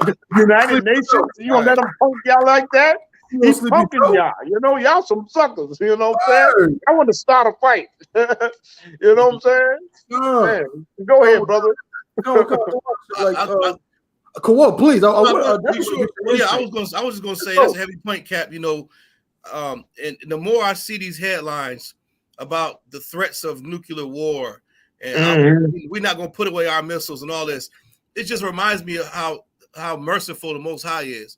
How at any moment he could just have his demons whisper the right thing in one of their ears and send it to hell off. But he's allowing us to get our life together. He's buying us more time. Exactly. Heavy point. Headlines, we got to be like, as blacks and Hispanics and American Indians, we got to say, man, at any moment it could go down. We know once the show starts, your house shot gonna crack that sky. So we got to be ready. We got to wake up and turn from our wicked ways, because all these headlines are doing is reminding us how real World War III is. It's in the Bible, so it's going to happen. The Most High is not slack on his promises. So who the hell are we to sit up here and drag our feet when it comes to coming to the school? And North Korea is so close to South Korea. They're gonna take out South Korea first. South Korea is army base, and they're so close to North Korea, and they hate each other. I think you might be right, Double One. I think it's one of them are closely related to the Japanese, and the other one isn't. But they all look the same to me. But they have when I was over there in Korea, we had to wear a pro mask, which is a gas mask. Every Thursday, we had to practice the NBC drills, just in case that, you know, the threat of NBC or biological warfare could happen, and that's how real it is. And that should also be a warning to the brothers and sisters who are thinking about joining ESOL, so-called military or Air Force, Space Force. You do that, that's what you got to look forward to right there. That bomb. You are directly fighting against the Most High when you decide to raise your right hand to swear to protect and defend the Constitution of the United States. You're going to die doing it. You're going to die with a stupid uniform on. You'll get burnt to a crisp for $20,000 in a new Charger. It's not worth it. Because you read these headlines and brothers and sisters join the army. I'm like, did you just see what Kim Jong-un said? Do you think that Russia is playing? Do you think that North Korea Iran is not playing? America's sure not playing. But we as black people, we're going to be the fighting force behind trying to, you know, fight Russia and North Korea and all that. It's Negroes. We're going to be the ones, because we're the poor ones. We always want to go to the military because we're poor and disenfranchised. And we're going to be the ones fighting and die for America who don't even love us. So these headlines, we need to wake the hell up when we see these headlines. You know, of course, we in the I.S.U.P.K, we understand that these things must happen. But it also is showing us that we still have a little bit more time before one of them heathens press that button. We got a lot of work to do. Our people we need to wake the hell up. Most times, hey, that was heavy, Kawal. What you're saying, because it's like, and that's just so heavy what you bringing out, Kawal, because it's like they got us. We speaking to our brothers and sisters who thinking about joining the military, Esau's military, because it's like the same way. Well, what we talking about, World War III is going to happen. Christ is going to come in the middle of World War III. I mean, come on, the oppressor is just so evil and just so scheming. Like, he wants the Israelites, the people who Christ is coming for. He wants them on the front lines fighting Christ. Right. He wants them on the front. He wants us on the front line fighting Christ. Now, isn't that crazy? Christ is coming to save Israel. Right. And Israel on the front line of Esau's military trying to fight Christ. You know what I'm saying? So the oppressor is so diabolical. You know what I'm saying? And evil in his ways. You know what I'm saying? So this is why it's all, I mean, the crafty council is amazing. It's amazingly evil how they got things set up. You think all these years since 1969, they're not watching the I.S.U.P.K under command of General YAHANNA? They watching it. Like I always say before that, if we were talking junk or any type of lies, well, Commander General YAHANNA would have been on 60 Minutes so many years ago. Right. You know, Walter Cronkite and Dan Rather would have been down at the camp in D.C. saying this is the I.S.U.P.K. You know what I'm saying? They say that the white man's the devil. They would have been like saying all this type of stuff, talking to us a long time ago. Right. But they gotta keep everything undercover. They gotta keep the truth undercover. They gotta keep the I.S.U.P.K and the Commander General YAHANNA away from all news cameras. Right. You know what I'm saying? Because we're gonna wise up and gonna look at, and people gonna be like, wait a minute, what are them black guys talking about? Now, I want to do some research into it because see, everything's on the internet now. You know what I'm saying? So, the beautiful thing about it is this is the Lord's work. What we're doing. This is the Lord's work, and no matter what, how diabolical the white man is, he can't stop it. He can't stop it at all. All we got to do as brothers and sisters in I.S.U.P.K, we just keep pushing, and keep understanding that, hey, the time is getting shorter. Time is getting shorter, and the more we have these shows like this, the more we go out to camp, hey, the more people are going to wake up. Christ doesn't even know when it's going to be his time to come. Only the Most High knows. Right. Only the Most High, and the angels are giving their reports. They're reporting every day. I mean, it's a beautiful thing the way the things in the fourth dimension was going on. We can't see it. We can't see the angels watching us. We can't see the angels marking down what we're doing. You know what I'm saying? Going back, reporting.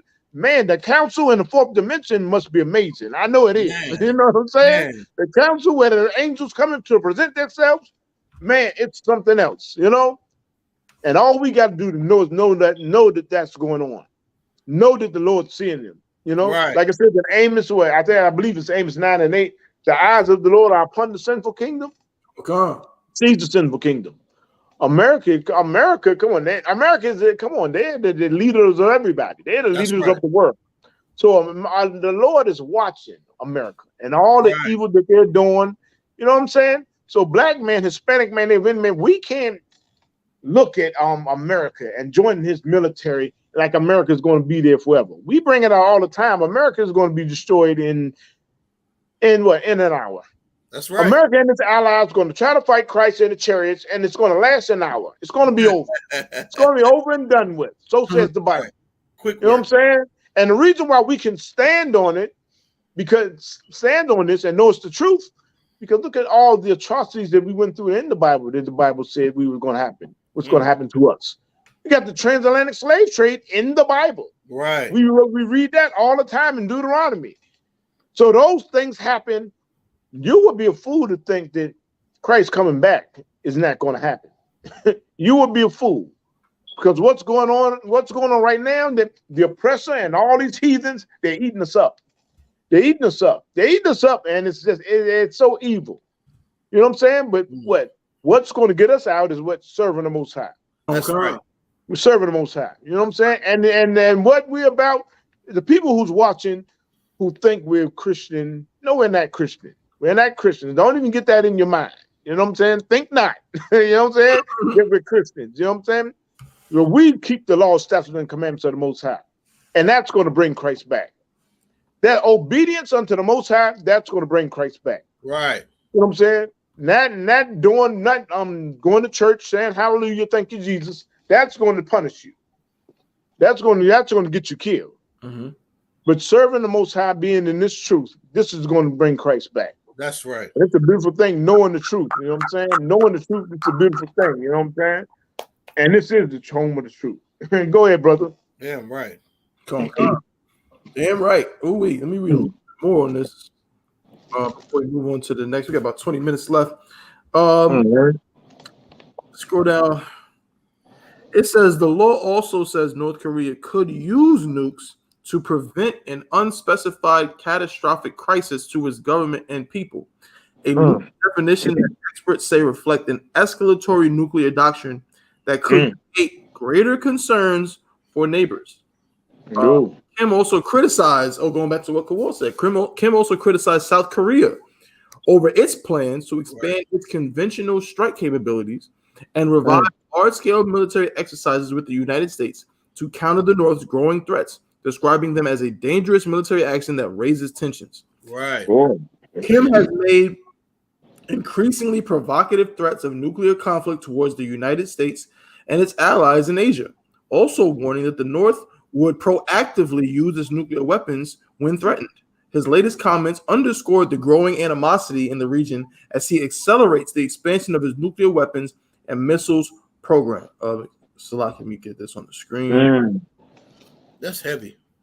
And you know what's crazy too is that, you know, they're telling you a threat.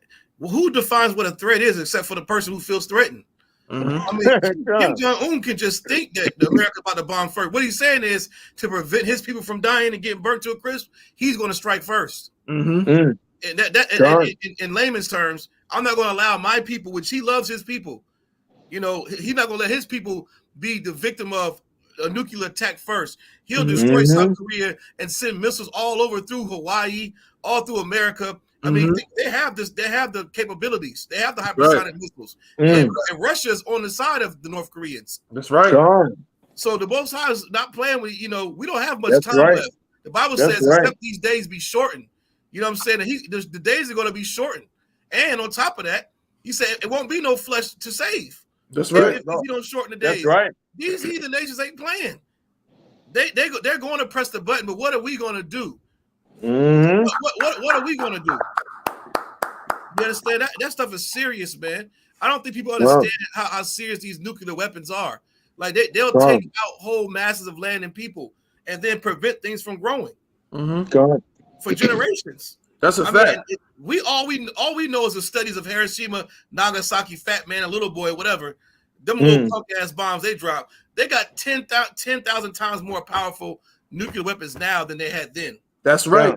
So when you put that on the scale of nuclear disaster, America's nothing. It's a pile of rubble. Exactly. That's right. Exactly. A pile of rubble. So we got to get together quick. If I make a wall, go ahead. They're gonna press that button. Ain't gonna be no flesh left. No, so that's right. It's gonna turn early.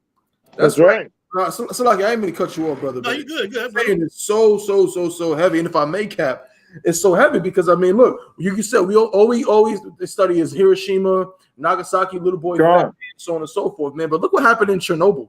Look what happened in Chernobyl. That was in 1986.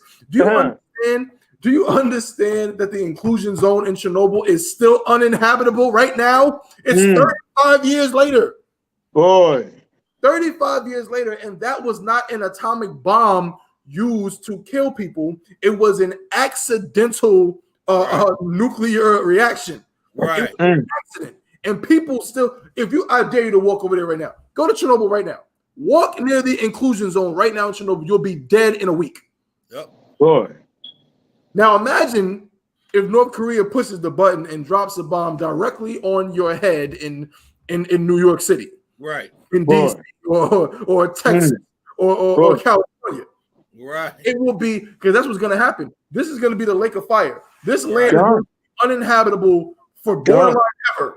Right. There's going to be nothing here but flames and fire, no plants, no nothing. Nothing. It's what's going to happen. You understand? Our people, as Kawal said, and Cap is trying to get you to understand, it is not a joke. You think we're niggas on the corner, we're trying to save our people, and this goes on. Last thing, and I'm going to yield. This is also to you blackity blacks. You blackity blacks to talk so much about you want to get down with the not effing around coalition or right, NFAC. Yeah. You want to get NFAC, or you want to get down with you know what I'm saying, the Black Panthers, and you say, we got to get guns. I'm not telling brothers and sisters not to have weapons. I'm not telling you that. You can have a gun, protect your household. That's fine. But you think you're gonna get guns so we can have some damn race war with some damn devils? Are you kidding? They will put a damn miniature nuclear bomb in your mailbox. You know what I'm saying? They will bomb you like they did them brothers and sisters out there. And was it Philadelphia? Yeah, where they bombed the damn block. Right. Yeah. You're not about to clip up against the oppressor with no. Who you gonna buy the guns from? The damn side of the Western. Exactly. You know what I'm saying? Ain't no. That's like so what you gonna do when you run out of bullets? You gonna throw the gun at them? Right. I mean, come on, you're gonna run out. You're gonna run out. You need them. You know what I'm saying? You're gonna run out of bullets. You don't got no weapons. You don't know whatever little. You'll throw a Molotov cocktail against somebody that studied nuclear fission since the 70s. Right. Then too, think about this. They'll just get you in church, black man. You go to church with a bunch of white folks. They'll just close the door and lock all y'all in there. They have a chain message saying tomorrow we're gonna get those 40 Negroes in this church. Right. No. You show up trying to praise white Jesus while you're on your knees, they're gonna all turn on you. That's right. Damn right. He ain't gotta go. He can just do that on Sunday and kill half the population. That's right. All of them go to church. They believe the oppressor. They love Esau. You're dead. God. You're dead in the church. You go to church, you're done. God. And none of these preachers are talking about World War III. That's all. Right. I mean, ask Big Mama or your uncle, your daddy, or cousin about World War III. And don't even get to try to show them the scripture. Just what about World War III? Probably start about, well, you know, this gonna say wars and rumors of war. That's all they're gonna say. Yeah, exactly. Wars and rumors of wars, baby. That's all they're gonna say. They can't back it up. They always let it say wars and rumors. They've been saying that since Martin Luther King was getting sprayed by a damn water hose. That's right. But they don't really believe what they're saying. They just say something. Exactly. Because wars and rumors of wars, baby. That's all they say. That's and guess right. what? Exactly. But the I.S.U.P.K, this is real. You know what I mean? And we know it's real. We're preparing for it. Yeah. Let the Most High do his thing. That's right. We gotta be ready spiritually, though. We gotta get our people out these churches. You know what I'm saying? We gotta get our mind right. The Bible said we gotta examine ourselves in these last days. That's right. What kind of person we are. That's right. But Most High in Christ, for Commander YAHANNA holding it down because man, I can't imagine still being in the Christian church. Sing Kumbaya, my Lord, with a bunch of heathens. I mean, just think about the church. You got Esau on your right hand, you got Ham on your left, and then someone got Amalek and Moab in the damn pulpit preaching. The Rainbow Coalition right there. Boy, it's ridiculous. It don't make no sense. I'm mad. It's terrible. Damn right. You got some cap. Yeah, and the thing was what's going to happen is people on this. See, this is what the Christianity has destroyed us. That we don't understand is we're going to need Christ's help when He comes. Right. We're going to need Christ's help when He comes because it's not like we're going to have our foot on the oppressor's neck and Christ is going to come and say, "Hey, okay, I'm going to help y'all." You know what I'm saying? Christ is going to save us. That's what salvation is all about. Christ is coming to save us. We're going to need Christ when He comes. When He cracked the sky with the chariots, it's going to be like, man, Most High in Christ. Here He is. Here He is. We're going to be like, oh, man, come on. Here it is. Because the way, like I said, we're going to do our job. And I.S.U.P.K on the Commander Journey Hunter. We're going to do our job. We're going to be doing shows like this. We're going to hit the streets. We're going to be doing everything we're supposed to do as priests and prophets. Right. That's right. But a lot of you going to be out there just keep on thinking we're a joke. Keep on talking about evil about us. And you're going to be the ones that's going to need help. Right. That's right. You know what I'm saying? Because you're going to be getting slaughtered by the oppressor and all these other heathens. Yeah, right. And then the Lord is going to have mercy. The Lord, no, they're saying the Christian church, oh, Lord, have mercy. The Lord is going to have mercy on us and send Christ. That's right. And that's what's going to happen. And Christ is going to come and He's going to liberate us. You know what I'm saying? Yeah, He's going to liberate. He's going to bring so much destruction, man. And remember, we're going to be in the chariots. That's what I'm saying. This is why we're urging you. it will behoove you to come into the truth right now. Right. Don't wait till you see the chariots, because you're gonna die like the oppressor. That's right. You know, you're gonna die and have to be born in the kingdom or whatever. You know what I'm saying? When we already in power, but hey, when we're gonna be in chariots, the chariots gonna take us up, and then the Christ is gonna the war is gonna be on. Good. That's right. War is gonna be on. War is gonna be on, and say, hey, I would love to be on the look. We gonna be in chariots watching. You want to be in that position. You would love to be in that position, watching all the destruction coming down. You know what I'm saying? Then to be on the ground running with the white man, like, what is that? What is that? It looked like a spaceship. Hey, it looked like Independence Day. Right. Hey, you know what I'm saying? Nah, you don't want to be like that. That's right. You know, so man, it would make sense to heed the warning of the Most High these shows like this, and get into this truth, you know, before it's too late. That's right. Go ahead, I yield, brother. Come on. Yeah, right. Let me get a little bit more here. This is a quote from Kim Jong. It says the purpose of the United States is not only to remove our nuclear might itself, but eventually. Actually, Salakia, I wanted to show this on the screen, if I could. There we go. But eventually forcing us to surrender or weaken our rights to self-defense through giving up our nukes so that they could collapse our government at any time. Kim said in the speech published by the North's official Korean Central News Agency, quote, let them sanction us for 100 days, 1,000 days, 10 years, or 100 years, Kim said. We will never give up our rights to self-defense that preserves our country's existence and the safety of our people just to temporarily ease the difficulties we are experiencing now. Kim also addressed domestic issues, saying North Korea would begin this long-delayed rollout of COVID-19 vaccines in November. He didn't specify how many doses it would have, but where they would come from or how they would be administered across its population of 26 million people. Yeah, we can end it there. But long story short, man, it's very real. You know what I'm saying? Like in North Korea, it's not a joke. He's trying to preserve, as Kowal said, as Cap said too. He loves his people. Right. Yeah. He loves his people, and if you notice, in talking about loving his people, he didn't say anything about loving nobody else. Right. He didn't say anything about how in these tough times we have to love the South Koreans. In these tough times we have to love, you know what I'm saying, those people in America who are good people. No, all he talked about was, listen, we're going to defend ourselves. That's right. So the question I have, if I may, out of YAHANNA, when are black people going to say the same thing? When are we going to say to ourselves, you know what? That's right. Forget everybody else. And when I say black people, I'm talking about blacks, Latinos, and the Indians. You know, I'm sorry, the Israelites, the disenfranchised people of this earth. In the book of Zephaniah 2:1, it says, gather yourself together, O nation not desired, the not desired of this earth. When are we going to get together and say the same thing and say, you know what? We just need to worry about each other.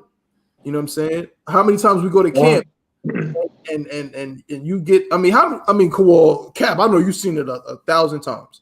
Right. You blazing on the mic. You on the mic blazing, talking about, man, these devils, and you got loving black people, Latinos, Native Indians, and we got to come together. And here comes some coon, you know, some Clarence Thomas finds the nearest oppressor and says, look. Hey, hug him. Starts hugging on the oppressor like that's supposed to affect me or something like that. Exactly. Like, you know what I mean? Like, it's things like that just show how destroyed we absolutely are and how serious. Kowal made a point where you said we don't realize how serious it is. We don't realize how serious our situation is. For you to find the nearest white man or white woman and hug him, for you to do like Bachman Jean's disgusting brother, and that damn judge and the damn court officer brushing the white woman's hair, like for you to do that just shows that you just don't understand. We get it in I.S.U.P.K. So why don't you come into the school and let us show you what's really going on? Okay, because if we leave it up to you, you'll be brushing hair and kissing behind. That's what will happen, you know what I'm saying? So you probably should leave it up to the experts and just learn under the men who actually have the, you know what I'm saying, the testicular fortitude to care and love black and Latinos and Native Indians. You know what I'm saying? So we're just about out of time. Excellent show as well. We didn't get into a bunch of stories today, but it's okay because we talked about some topics that are very, very on the radar in terms of what's going on in the world. And again, that's what I would like to do on this show. We want to do on this show. You know what I'm saying? So again, also all the brothers and sisters out there, man, if y'all got topics, we do have. Let me check. I think we have an email. You can send us topics to. Let me get it. Bear with me just one moment. And also, I'm gonna set up a Cash App, all of those kind of things, just to make it easier for brothers and sisters to communicate with us, even when we're not live, when we're not on the show.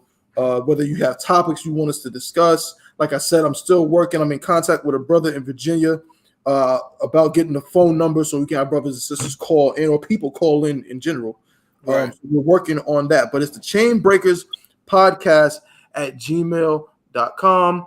Again, that's Chain Breakers. That's not the, it's just Chain Breakers. Chain Breakers Podcast at gmail.com. And you can use that to send us things, to send us, like I said, if you have articles or just general topics you feel like we should discuss, that's a place where you can where you can send it to us. You see it on the screen right there, Chain Breakers Podcast at gmail.com. Okay, so with these last couple of minutes, of course, as we always do, I want to open up the floor to any of the Akim, Adawanyam. If there's anything you want to bring out, anything you want to say in closing. So of course we start with you, Cap. Was it something that you wanted to bring out, sir? No, I'm just saying, man. It was a good show, and it's always an honor just to be with you, brothers, and bringing up this truth, and just jarring people's mind. That's right. That's right. Jarring their mind. Shaking it up a little bit. You know what I'm saying? Because we are asleep. We always say we waking a nation up.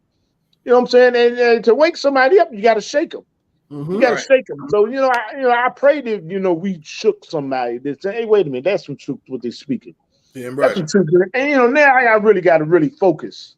I really got to focus. I really got to get into class. You know what I'm saying? Because like the days are short, the time is short. You know what I'm saying? And so what's going on now? We're seeing the fall of the sinful kingdom, and it's a beautiful thing to see. To know what's going on.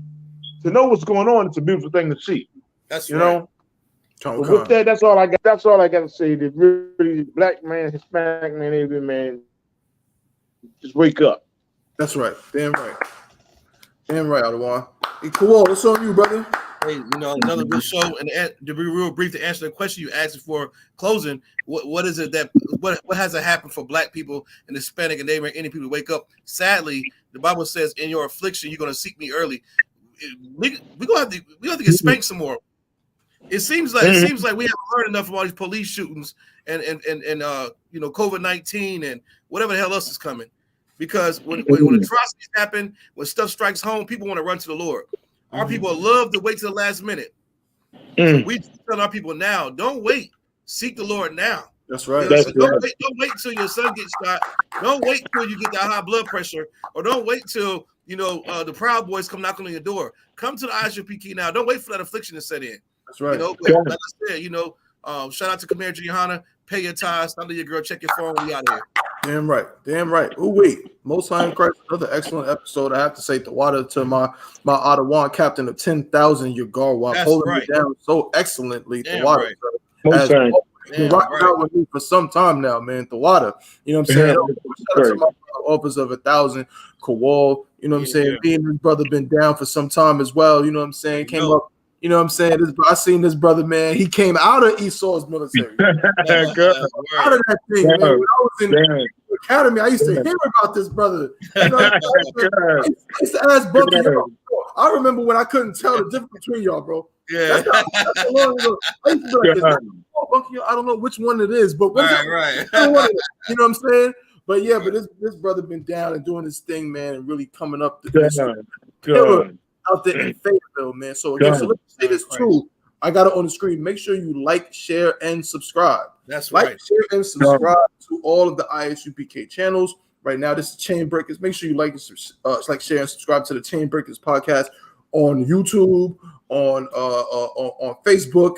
I'm working on the Twitter. I'm working on the Instagram, working on all those things. Again, we're building this from the ground up, and we've been doing an excellent job because of these brothers, man, and the people who've been viewing us. So the water for that.